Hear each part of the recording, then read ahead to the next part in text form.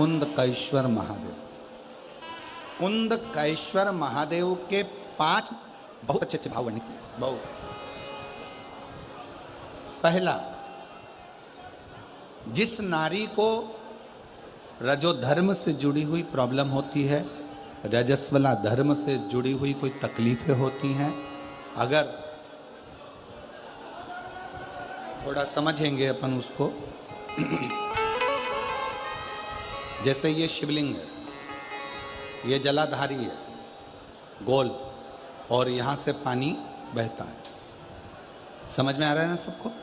ये शिवलिंग जलाधारी, यहाँ से जल बहता है। जिस नारी को अगर गर्भाशय में गठान हो जाए, गर्भाशय से जुड़ी हुई प्रॉब्लम हो, रजोधर्म से जुड़ी हुई तकलीफ हो, रजस्वला धर्म से जुड़ी हुई तकलीफ हो, कुछ भी प्रॉब्लम अगर नारी से जुड़ी हुई है, तो जल शिवलिंग पर ना चढ़ाकर अगर औषधि के लिए कर रहे हो, तो ये जो जलाधारी है गोल, इस जलाधारी पर, इसको कहते हैं पार्वती जी का हस्त कमल, इस जलाधारी पर जल को आप चढ़ाना प्रारंभ करिए।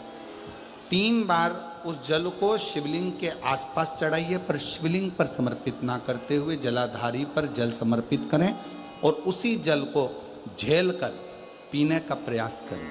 लगभग 15 दिन भी अगर आपने रेगुलर कर लिया, तो निश्चित है कि रजो धर्म से जुड़ी हुई समस्या आपकी समाप्त हो जाए। ये हस्तकमल मां पार्वती का स्थान, ये शिवलिंग शंकर जी का स्थान, बीच में जो मोटी सी लाइन रहती है वो अशोक सुंदरी का स्थान, ये गणेश जी का स्थान, ये कार्तिकेय का स्थान, ऊपर से जो एक एक बूंद पानी जलाधारी से जो टपक रहा है, वो शंकर जी की 5 लड़कियां, जया, विषहरा, श्यामली बारी, दौतली, देव, जो जल नीचे गिरा रही। इस स्थान पर जब हम जल समर्पित करते हैं, तो कितना भी बड़ा प्रॉब्लम हो, कुंदकेश्वर महादेव का नाम लेकर आप जल का आचमन करिए, उसमें श्रेष्ठता बने। श्रेष्ठ कुंदकेश्वर महादेव। उसी तरह कुंदकेश्वर महादेव का ही वर्णन किया गया, जिन बेटों की कोई 30 साल का हो गया, 35 साल का हो गया, 42 साल का हो गया, विवाह नहीं हो रहा, लड़की 35-36 साल की हो गई, 40 वर्ष की हो गई, 27 साल की हो गई, विवाह नहीं हो रहा, बहुत चिंता में हो, बहुत टेंशन में हो, तो शास्त्र कहता है, हमारा शिव महापुराण का कथा वर्णन करती है, हाथ में 2 लोटा जल, 2 लोटे जल लीजिए, और दोनों लोटे जल से शंकर भगवान का, जिस लड़का लड़की का विवाह नहीं हो रहा, उसी का हाथ से शिवलिंग पर दोनों लोटा जल आधी आधी मात्रा में चढ़ाइए। मतलब थोड़ा थोड़ा जल कुंदकेश्वर महादेव के नाम से चढ़ाइए, वही जल लेकर जाइए, और बेलपत्र के वृक्ष के नीचे बेलपत्र के वृक्ष के नीचे उसी जल से 7 धार, पेड़ की परिक्रमा करते हुए 7 परिक्रमा उसी जल से, दोनों लोटे जल से 7 परिक्रमा कुंदकेश्वर महादेव के नाम से करवा दीजिए, उसका विवाह होकर ही रहेगा, निश्चितता में विवाह।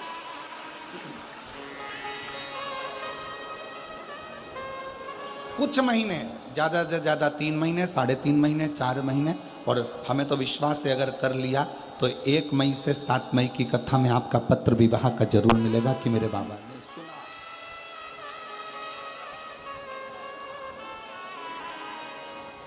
जयपुर बहुत दूर नहीं है।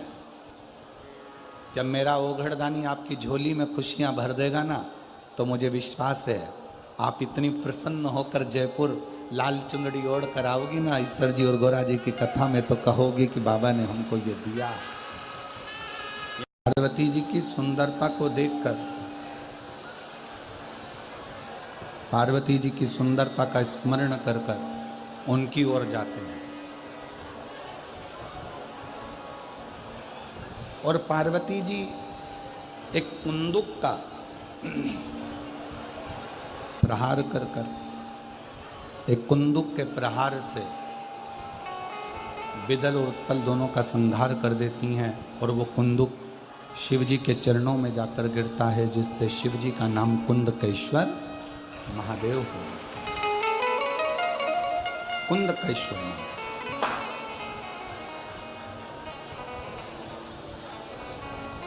यदि डॉक्टर की दवाई खा रहे हो, शरीर में नहीं लग रही है, तो एक बार प्रयास करना, कुंदकेश्वर महादेव के नाम से डॉक्टर की दी हुई दवाई को ही खा। हमने पहले भी कहा कि डॉक्टर शंकर का एक रूप होता है, शिव एक स्वरूप डॉक्टर के रूप में रहता है। यदि शरीर में दवाई ना लगे, शरीर में रोग बढ़ता जा रहा है, दवाई ना लग रही हो, तो कुंदकेश्वर महादेव का स्मरण कर पाए। कुंदकेश्वर।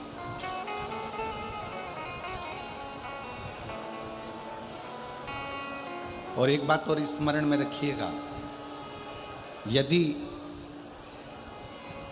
नवयुवक बेटा बेटियां कोई कंपटीशन एग्जाम में बैठ रहे हैं, कोई परीक्षा देने बैठ रहा है, खूब अच्छी मेहनत करो।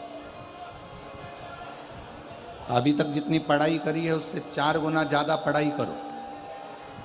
रात दिन एक कर दो और खूब अध्ययन कर खूब पढ़कर, खूब अच्छी मेहनत कर फिर एक दुर्वा, एक शमी पत्र और एक पुष्प कनेर का, ये 3 चीजें लेकर नंदी के पास में रखकर बाबा से प्रार्थना कर फिर किसी एग्जाम को देने के लिए जाओ। बाबा चाहेगा तो उसमें सफलता जरूर मिलेगी। एक पत्र है, अच्छा है।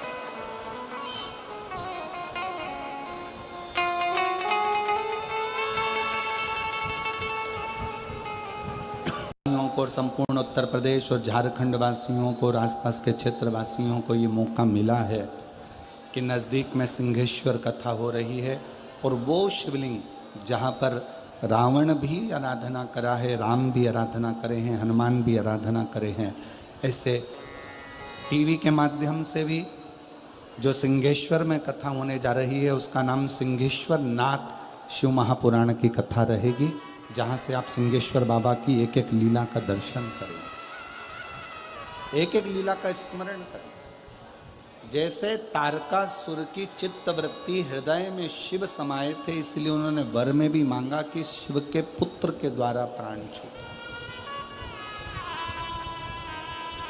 और शिव पुत्र के द्वारा ही तारकासुर के प्राण गए, जिसमें पशुपतिनाथ व्रत का वर्णन हुआ।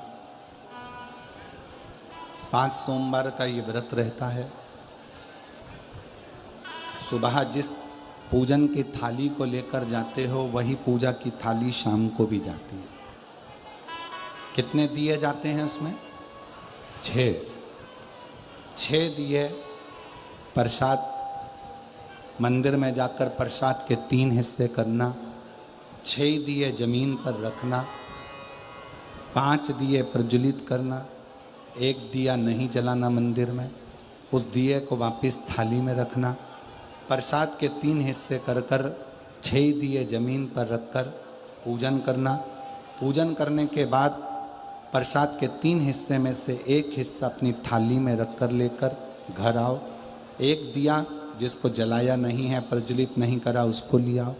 बाबा से प्रार्थना करो, बाबा आज मेरा पहला पशुपति व्रत है, प्रार्थना कर जो दिया लेकर आए हो उसी दिए को घर के अंदर जब जाओ, बाहर घर के बाहर ही बैठ जाओ, सीधे हाथ की ओर, घर में जब प्रवेश करो तो सीधे हाथ की ओर, दाएं हाथ की ओर बैठकर वो जो 6 नंबर का दिया है उसको जला।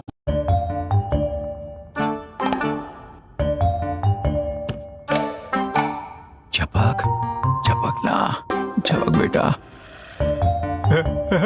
नहीं झपकेगी। दाएं हाथ की ओर बैठकर वो जो 6 नंबर का दिया है उसको जला दो। बाबा को अपनी कामना करो, जिस कामना के कारण तुमने व्रत करा है, अंदर प्रवेश करो। भोजन जब शाम का करो, सबसे पहले जो प्रसाद लेकर आए हो उसको खाओ, उसके बाद भोजन करो। 5 व्रत होते हैं। कोई अर्चन आ गई, कोई प्रॉब्लम आ गई, रजो धर्म आ गया, तो व्रत को छोड़ दो, उस व्रत को मत गिनो, फिर अगला व्रत चालू करो। करना 5 ही व्रत है, होना एक मंदिर में, ज़्यादा मंदिर में जाकर व्रत नहीं किया जाता। 5 व्रत एक ही मंदिर के अंदर होना चाहिए। 5वां व्रत जब पूर्ण हो, एक श्रीफल, 108 चावल के दाने या बेलपत्र या पुष्प, कुछ भी जो आपके पास है वो समर्पित कर कर, कुछ भेंट श्रीफल बाबा को देते हुए अपने मन की कामना पूर्ण करते हुए बाबा से प्रार्थना करो, आज मेरा व्रत पूर्ण हुआ है, बाबा स्वीकार करो। मैंने सुना है पशुपति व्रत करने वाले का झोली खुशियों से तू भर देता है, मेरी भी कामना पूर्ण कर। 5 व्रत का नियम एक जैसा है, पूर्ण नियम के साथ करो, बाबा से प्रार्थना करो। पशुपति व्रत एक बार बाबा ना सुने तो 1-2 महीना रुक कर फिर करो। एक पाशुपत्य अस्त्र होता है और एक पशुपत्य व्रत होता है। पाशुपत्य अस्त्र हम प्राप्त नहीं कर सकते क्योंकि हमने इतनी तप साधना नहीं करी, पर पशुपति व्रत हम कर सकते हैं, जो हमारी ईश्वर महापुराण के माध्यम से हमें वर्णित है। दिल से प्रार्थना करो, बाबा स्वीकार करते हैं। आगे वर्णन आया गणेश जी के मंगल विवाह का। श्री गणेश जी महाराज पधार रहे हैं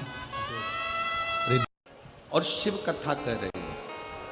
कोई कहे दुनिया बेकार है, कोई कहे जगत बेकार है, तो एक बात याद रखना, ना दुनिया बेकार है ना जगत बेकार है, हम अपनी दृष्टि से जो गलत देख रहे हैं, बस हमारी दृष्टि बेकार है, हमारी निगाह।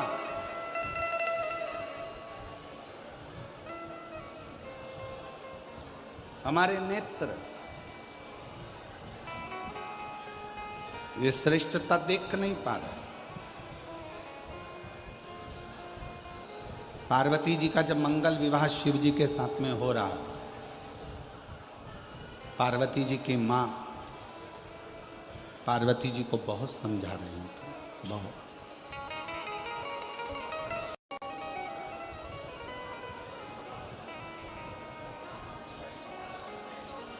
शिव जी को 1 लोटा जल चढ़ाते हो, जल चढ़ाते हो तो शंकर की निंदा नहीं सुनना। कोई कहे शंकर जी ऐसे, मैंने तो उससे पूछा, कोई कहे मंदिर जाके क्या करूँगी, मेरा पाँव, मेरा घर, मेरा परिवार तेरे कहने पे चल रहा है क्या? मेरा मन, मैं मंदिर जाऊं, पशुपति व्रत करूं, पोछा लगाऊं, झाड़ू लगाऊं, जो करूं मेरी मर्जी। मैंने तुझसे पूछा क्या? तू मुझे परसी हुई थाली ला कर दे रहा है क्या? बनाया हुआ भोजन कर रहा है क्या? तेरे घर से अनाज भर रहा है क्या मेरे घर में? मेरे लाइट का बिल तू भर रहा है क्या?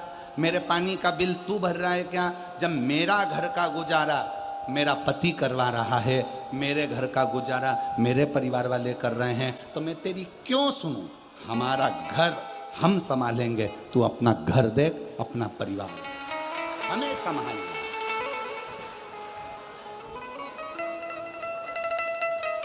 एक पत्र है, अच्छा, पति जिसने मुझे स्वर्ग दिया और एक तेरा पति जो तुझे कैलाश की गुफा में लाकर शमशान में पटक दिया।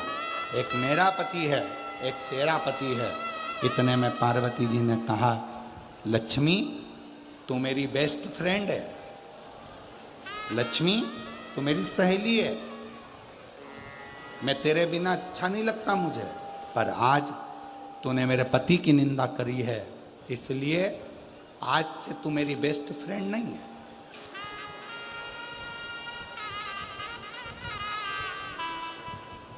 लक्ष्मी जी ने कहा पार्वती से, तुझे बुरा लग गया? नहीं, मुझे बुरा नहीं लगा। तूने मेरे पति का अपमान करा।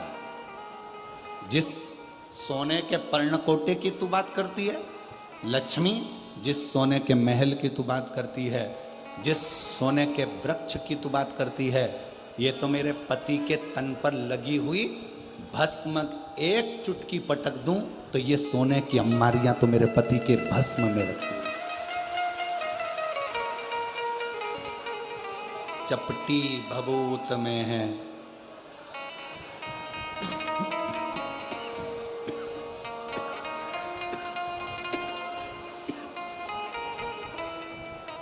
चपटी भभूत में है खजाना कुबेर का। चपटी भभूत में है खजाना कुबेर का।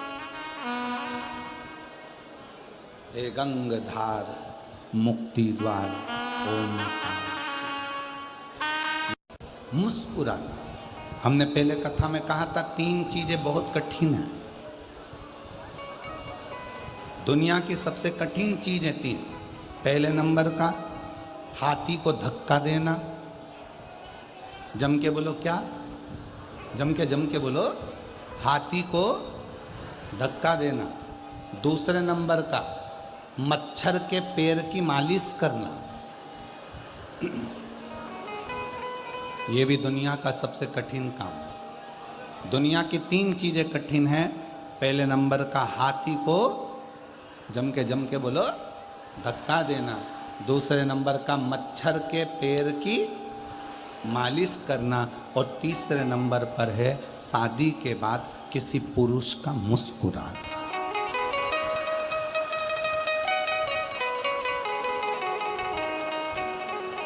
शादी के बाद अगर कोई पुरुष तुम्हें मुस्कुराता हुआ दिखे तो समझ लेना कि दुनिया की सारी दौलत इसको प्राप्त हो गई। ये मुस्कुरा,